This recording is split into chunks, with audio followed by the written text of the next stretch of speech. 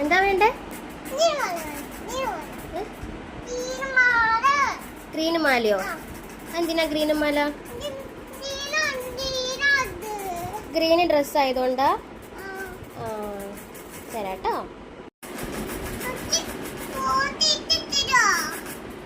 Photo എടുത്തുതരാനോ?